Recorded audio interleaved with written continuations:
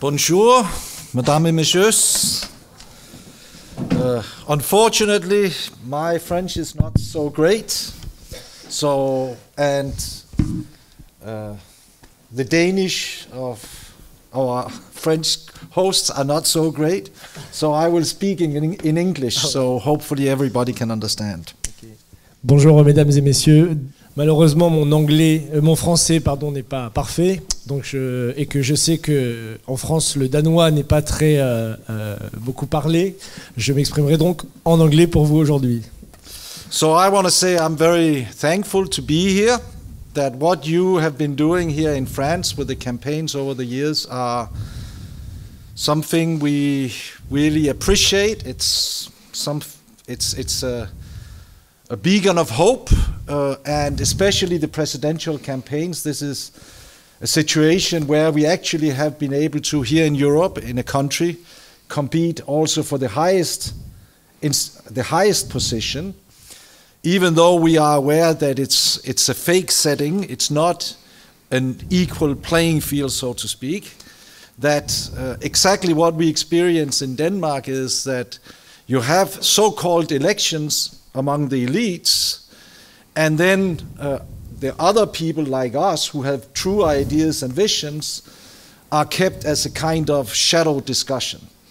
Donc je tiens d'abord à vous remercier évidemment et aussi à vous féliciter pour ce que vous faites en France, et on a pu voir en fait comme un motif d'espoir pour toute l'Europe ce que vous avez pu faire lors de l'élection présidentielle pour défendre nos idées au plus haut niveau en France, dans un pays comme la France qui n'est pas négligeable. On a beaucoup apprécié ça au Danemark.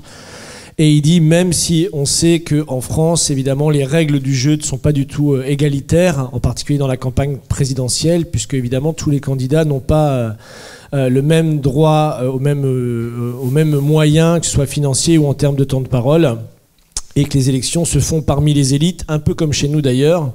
Les élections se font entre grands partis, et les partis comme nous, qui ont une vision, qui ont des idées, sont obligés actuellement de faire campagne dans l'ombre. So what we have been doing in Denmark is, despite not having the resources to be one of the big parties, we insist anyway on presenting the true ideas and visions needed, and by that build up a reservoir of true knowledge and true visions, which at some point will come into play and be decisive. Donc ce qu'on fait en Danemark, c'est un peu comme ici, c'est-à-dire qu'on n'a pas les ressources pour faire partie des grands partis qui ont accès à la tribune, mais nous créons un vivier, un réservoir en fait de gens capables d'intervenir au moment où ce sera opportun, un réservoir de gens compétents avec des vraies idées, une vraie vision qui porteront justement ce projet dès que le moment sera opportun et venu. So I'll very shortly show how most Danes know us, because most of them haven't spoken that much to us personally. They haven't been reading much about us in the media. So they basically only, a lot of them at least, know us from the election campaigns where we put up posters all over the place, especially in Copenhagen. And therefore this has been put in their minds. Donc les Danois, c'est un petit peu le problème que vous avez ici, c'est-à-dire qu'ils ne connaissent pas vraiment nos idées. Les gens ne connaissent pas vraiment les idées réelles de notre parti, les idées qu'on a développées ce matin, qu'on développera cet après-midi, mais ils nous connaissent de visage puisqu'on a pu être candidat, et donc on avait collé des affiches un peu partout lors de nos élections, et en particulier à Copenhague où on était candidat. Et donc les gens quand même ont une certaine idée qu'on existe, mais ils ne savent pas encore quelles sont nos idées. And basically, most of the coverage we receive at elections, about every second year when there is either a national election or local elections, is that journalists are allowed to write about how bad our posters are, because nobody can really understand these ideas, and that way they are allowed at least to show them. Donc la seule couverture de presse qu'on a au Danemark, au niveau national et au niveau local, enfin à quoi les journalistes ont le droit de dire quand ils parlent de nous, c'est de dire combien et comment nos posters sont moches et compliqués, qu'on comprend pas du tout ce que ça veut dire. Voilà, et c'est la seule chose qu'ils sont autorisés à dire à propos de notre parti au Danemark. So I'll make a very quick tour de force just to show examples. This is from 2005, actually local elections where I was running in Copenhagen, and this says when when the bubble bursts, a new Bretton Woods. And then it says in the bubble, derivatives, housing prices, inflation. Donc voilà un exemple de campagne qu'on a menée en 2005, donc en 2005, avant la crise financière. Donc qui dit nar bloblen blister, je ne sais pas comment on le dit. Donc quand la bulle explosera, un nouveau Bretton Woods, et donc avec à côté les produits dérivés, la bulle de l'immobilier et l'inflation. Donc ça c'était pour les journalistes incompréhensible évidemment en 2005. And this is actually 2009. Economic collapse. Only a new credit system can save Denmark. And yeah, you get the picture. Donc ça c'est 2009. L'effondrement économique. Seulement un nouveau système de crédit pourra sauver le Danemark avec la photo que vous reconnaissez. This is from 2007. This became very famous because this was, of course, before the bubble burst. But we had this big campaign after the financial crash. Maglev over Kattegat, that we should build a new bridge connecting directly Zealand and Jutland in Denmark with a bridge on which we should have a national maglev system. Donc ça c'est encore plus fantastique puisque c'est avant la crise financière, mais le titre de l'affiche c'est après le krach financier, nous allons devoir reconstruire un train à lévitation magnétique voilà, au Danemark pour rejoindre, c'est le Jutland je crois, vous voyez la carte, donc pour relier le Danemark comme ça entre les différentes terres et îles, donc pour le développement intégré du pays. Donc ça c'est en annonçant que la crise allait arriver. And for many it became a reference point because then of course after the crash or in later elections journalists would then come up, you know, young journalists come up and ask, but how did you know? You know, they said nobody knew, but you knew. How did you know? And for a lot of people, it's like, when they saw it, of course, in the election, everybody ridiculed it. But later, it's like in the mind, how could they know? Et donc, vous imaginez, bon, je pense que beaucoup ont compris, mais bon, vous imaginez, ça, c'était donc avant la crise. Et après la crise, il y a beaucoup de journalistes qui sont revenus nous voir, et en particulier les jeunes journalistes qui disaient, mais on vous a ridiculisé dans la campagne. Mais comment vous avez su, comment vous avez pu savoir qu'il y a une crise qui arrivait? Donc ça reste dans leur esprit, c'est très ancré. Can you go back to the other one? Just go back one, I just want to show. Then we also had this, of course, this latest one which says, before a new financial crash, Copenhagen should join the new Silk Road. This is for 2 years ago in the municipal election. C'était il y a 2 ans dans les élections municipales et ça dit donc avant le nouveau krach financier, le Danemark doit rejoindre les nouvelles routes de la soie chinoises. Of course, playing on the idea that last time we said after the financial crash. En référence à la fois d'avant, on avait dit avant le krach financier, l'inverse, après la. Pardon, vous avez compris. Voilà. And yes. And then this was the last national election. We were running, by the way. I mean, we could not run as a party because it means you need to collect a huge amount of signatures. It cost a lot of money and a lot of time. So we then insisted we want to do something. So we've been running as candidates outside the parties, which is much easier. So the chances of getting elected are smaller, but we have the opportunity at least of setting reality on the agenda. So this is from the last municipal election, last national election that was taking place in 2015, where we then had this win-win with BRICS, not collapse and war. Donc ça c'était donc en 2015, donc en fait il est très difficile pour nous d'être candidat en tant que parti puisque ça demande énormément de signatures, donc beaucoup de temps, beaucoup d'argent et beaucoup d'énergie.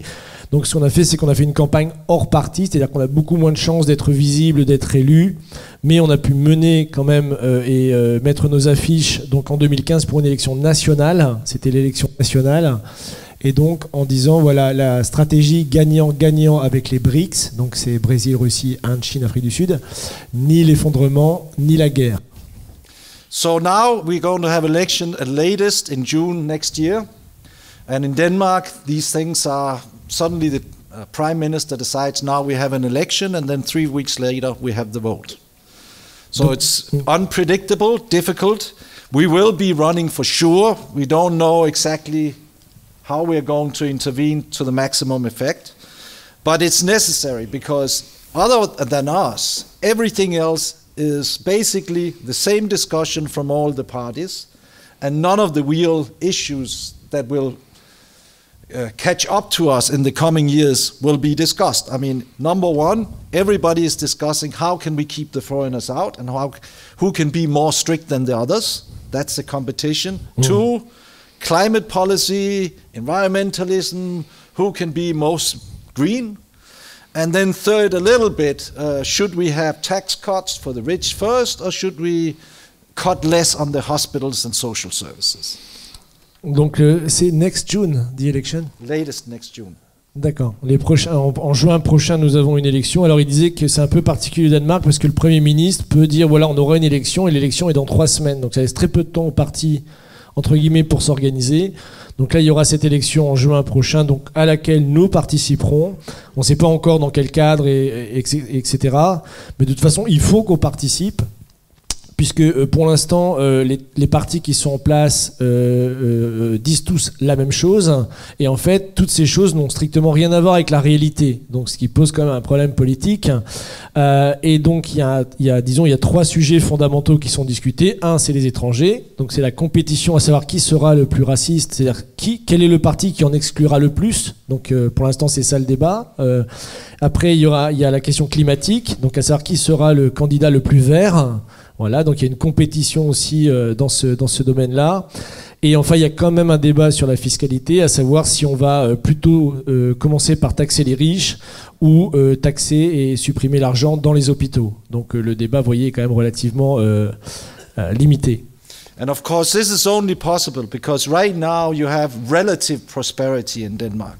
If you compare to Greece or Spain or other places, we have record low unemployment. So people are not worried that they're going to be in big trouble, or not as worried as they could be anyway. So therefore, they accept this going on, they play along, they don't make a big fuss about it. They don't care really because they say, it's going to work out somehow anyway.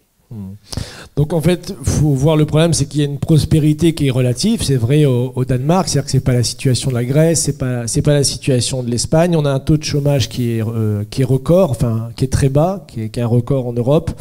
Donc les gens ne sont pas du tout inquiets. Ils sont, comme on dit, ils font avec. Voilà. Et pour l'instant, ils ne pensent pas du tout à ce qui pourrait arriver. Et donc pour l'instant, ils laissent les choses se faire et n'interviennent pas dans le débat politique. But of course, what is being discussed here as the success of flexicurity, that's a total fraud. Because flexicurity in Denmark is no longer existent. Et le succès de la flexi-sécurité, puisque c'est le grand mot qu'on utilise dans nos élites actuellement en France, qui est montré comme le modèle danois, justement le modèle de succès européen, je dois vous avouer que le modèle de flexi-sécurité n'existe plus au Danemark. We did, out of the 60s, develop a welfare model where if you got to be unemployed, you would be able to survive on the compensation you got while you were unemployed. And you could be, in principle, unemployed forever if you couldn't get a job. Et donc, en fait, ce système-là a en effet été mis en place, mais in the 60s. Hein. Durant 60s, 70s, ouais, 70, dans les années 60-70, il y a eu un système de welfare, d'intérêt commun, de bien-être général qui en effet a été mis en place, qui permettait aux gens de survivre. Et s'il y avait des périodes de chômage, les gens étaient pris en charge. Et même à l'époque, on pouvait être au chômage toute sa vie. En fait, on était pris en charge toute sa vie. Il n'y avait pas du tout de problème à cette époque-là au Danemark. Because after the oil crisis in 73, suddenly we got unemployment, which we didn't really know that much before.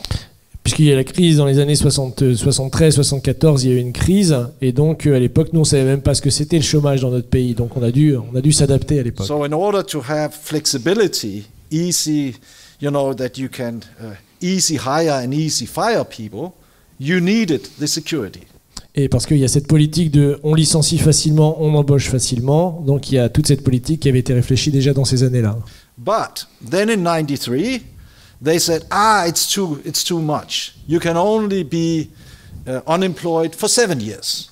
Donc, et à partir des années 1993, on a dit non. In 95, they said, it's too much. You can be unemployed in 5 years.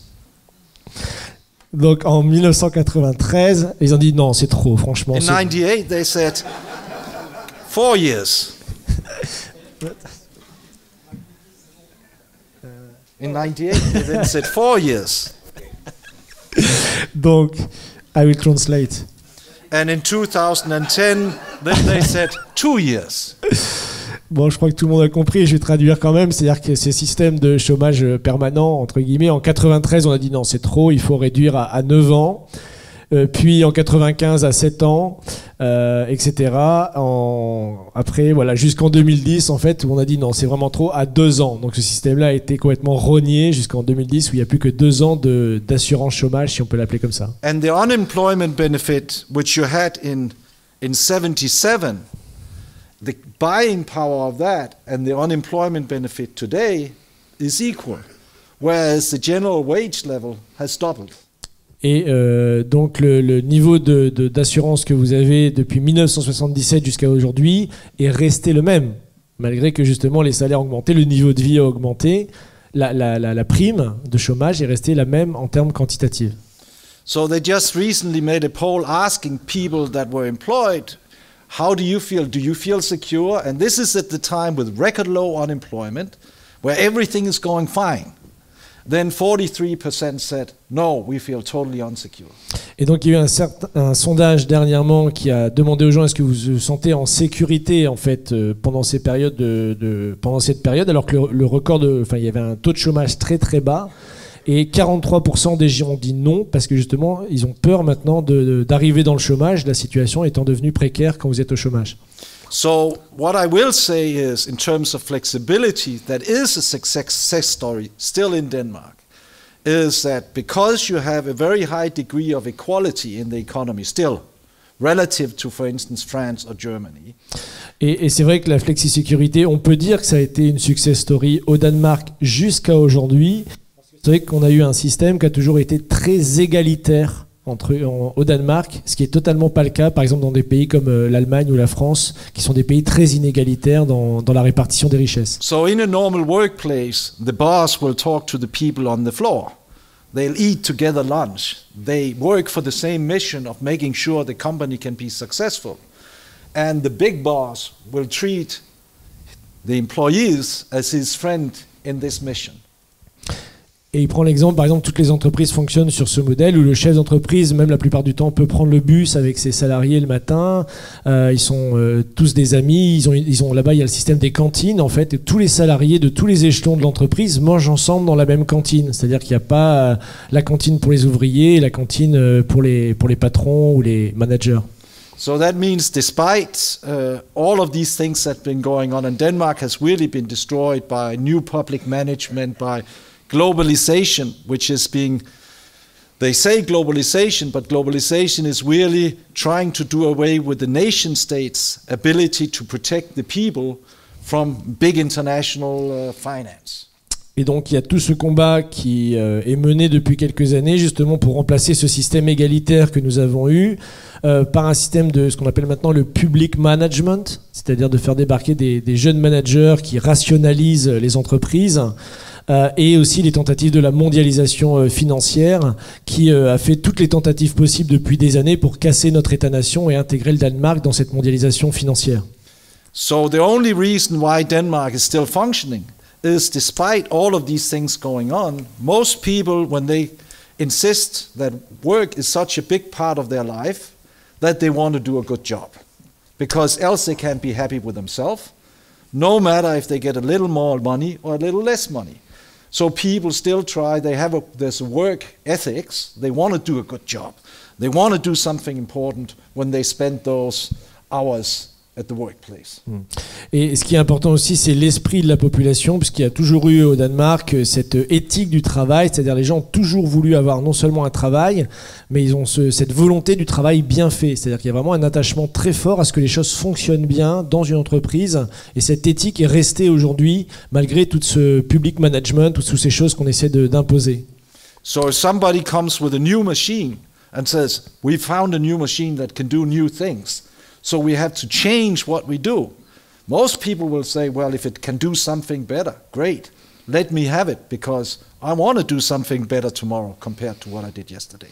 Et on voit justement là-bas le progrès de manière tout à fait utile. C'est-à-dire quand il y a une nouvelle machine, un nouveau système qui peut être mis en place, tout le monde est prêt à l'essayer. Ils disent voilà, nous on veut essayer. Si ça améliore la qualité de notre travail, si ça fait mieux le travail, toujours cette éthique du travail, alors on veut travailler ensemble pour le mettre en place. But of course, the whole changes you then have, especially in the public sector and in the healthcare sector, and this new public management, somebody sitting on the top with consultants trying to change everything every other day, just means that the whole thing becomes much more inefficient and the healthcare system is on its way to a total breakdown.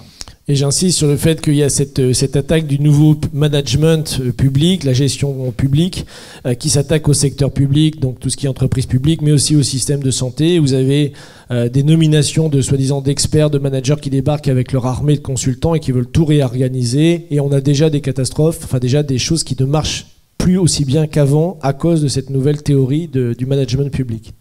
The other thing most people can recognize is, of course, that the banks are very bad, that they steal from everybody. And earlier, somebody would be trying to defend the population from being stolen from the banks, but that no longer happens. It's basically a free-for-all. They can take whatever they want. Et donc il y avait aussi à l'époque une solidarité par rapport au système des banques, c'est-à-dire qu'aujourd'hui les banques elles peuvent de plus en plus voler, voler les gens clairement en leur prenant des commissions, des agios et tout ce qu'on peut imaginer. Avant il y avait beaucoup de résistance, c'était pas dans les habitudes, mais maintenant les banques de plus en plus ont le droit de faire ça et non seulement et les gens s'habituent quelque part et résistent beaucoup moins qu'avant.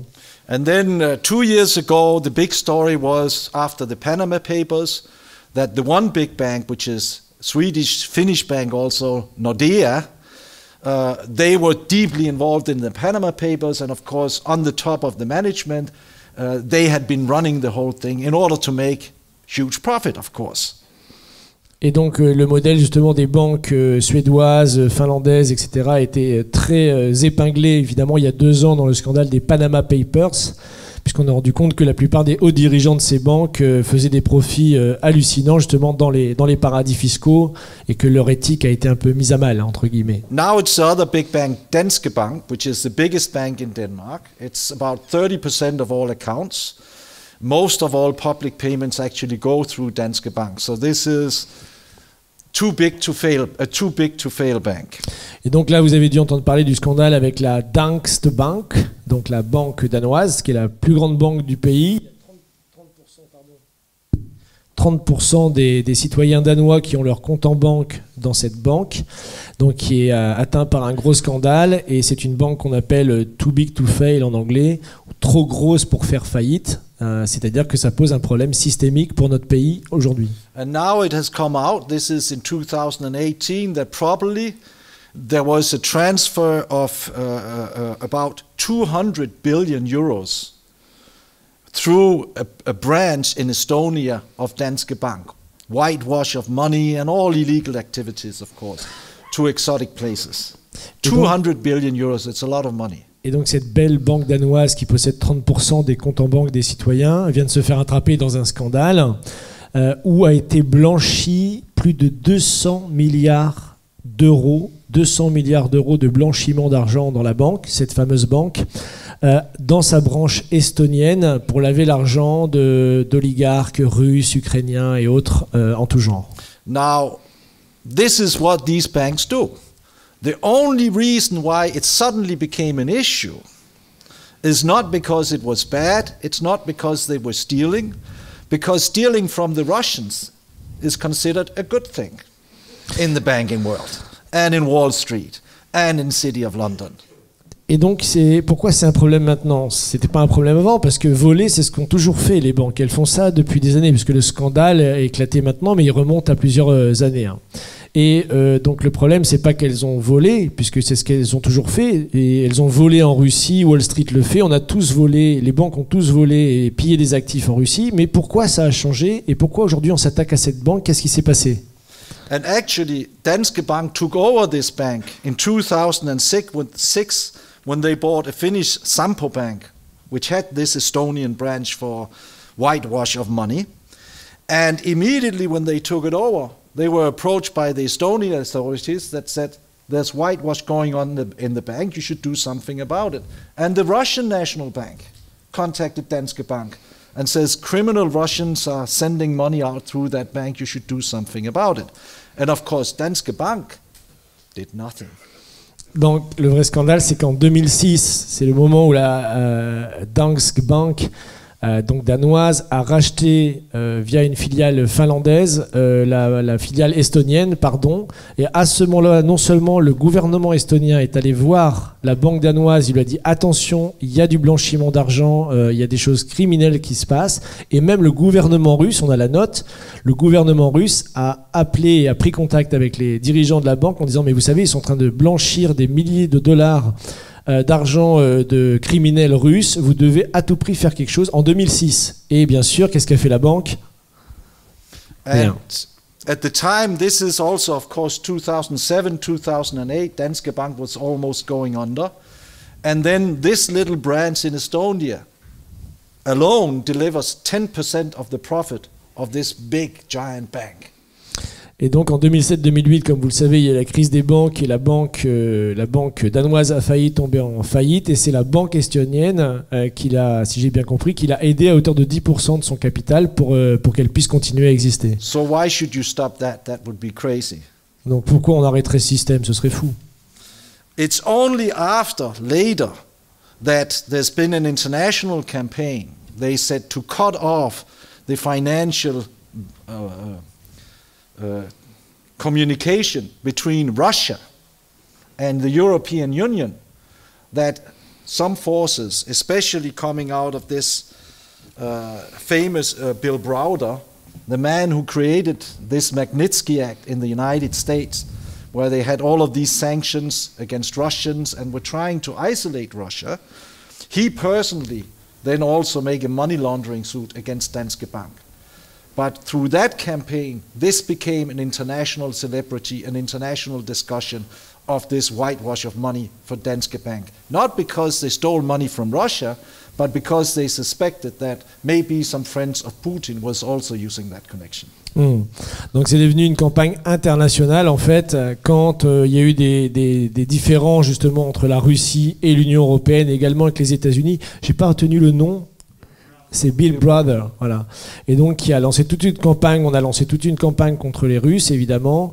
Et donc évidemment tout le monde sait que les Russes veulent intervenir partout. Et donc à ce moment-là, c'est pas que c'était mal ce qui était fait, mais c'est qu'on voulait empêcher que des Russes puissent utiliser ces canaux pour investir de l'argent en Europe et donc faire des mauvais coups ici chez nous. Donc là à ce moment-là, c'est devenu un problème, alors qu'avant ça ne l'était pas du tout.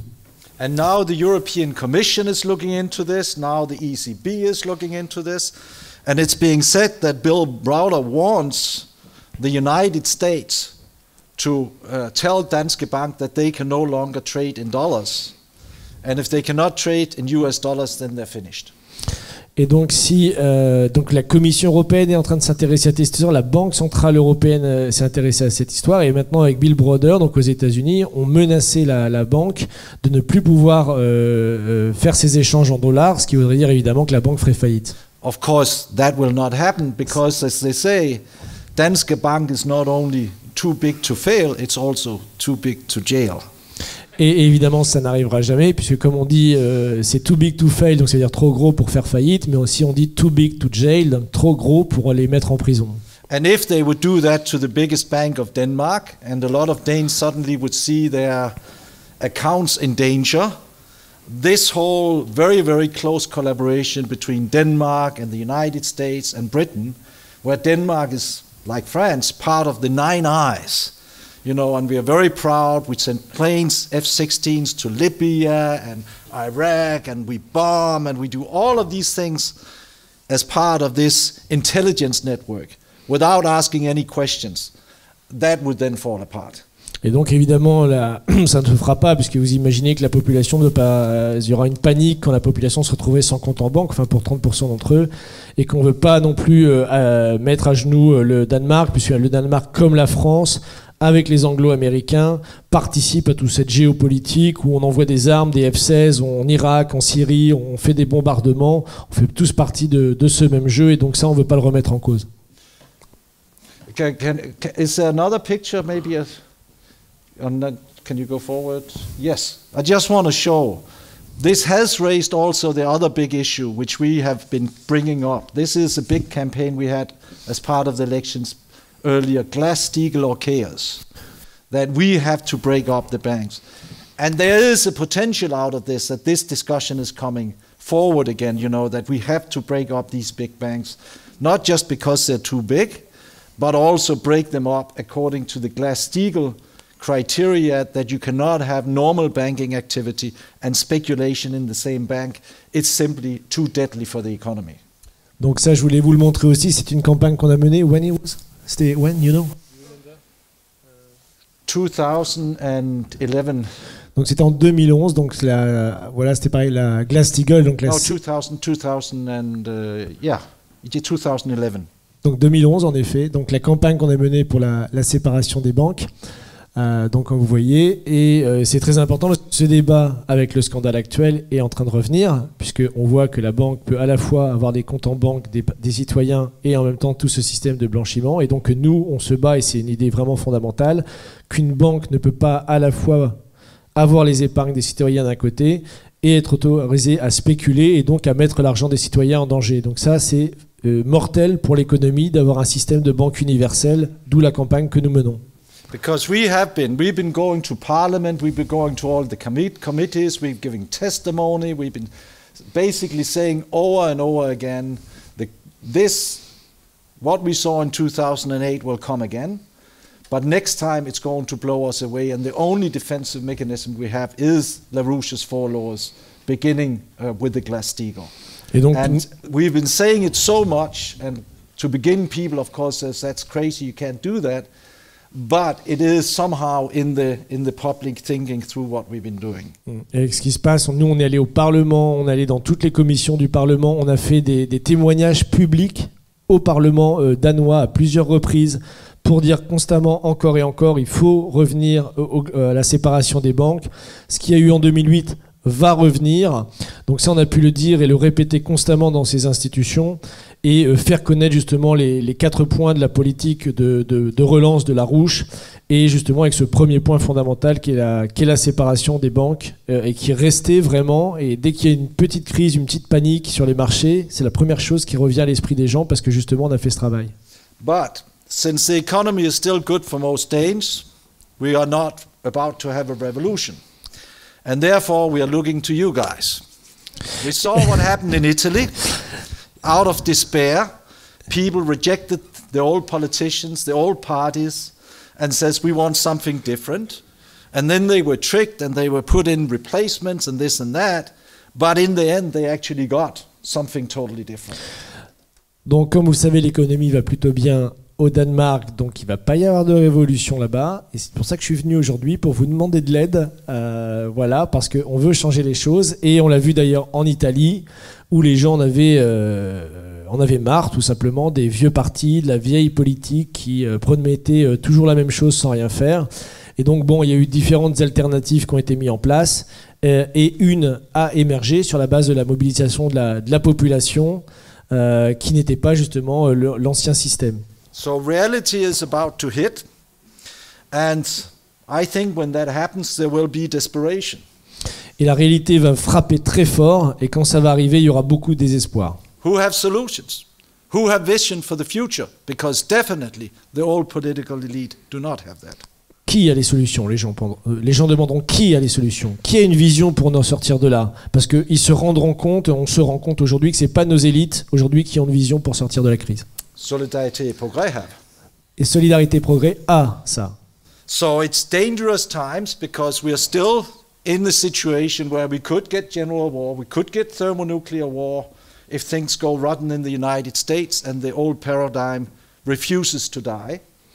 Donc on est dans des temps très dangereux, il faut être clair, il y a un danger de guerre, il y a même un danger de guerre thermonucléaire aujourd'hui, de conflit généralisé, jusqu'au moment où le vieux paradigme, ce vieux système, ce vieux monde ne voudra pas lâcher et accepter de perdre la partie. But we are also in a world where the ideas the LaRouche movement has been fighting for half a century is being realized, of course, with the Chinese Belt and Road, but it's not just the Chinese, it's the world coming together around it, like Jacques has been telling.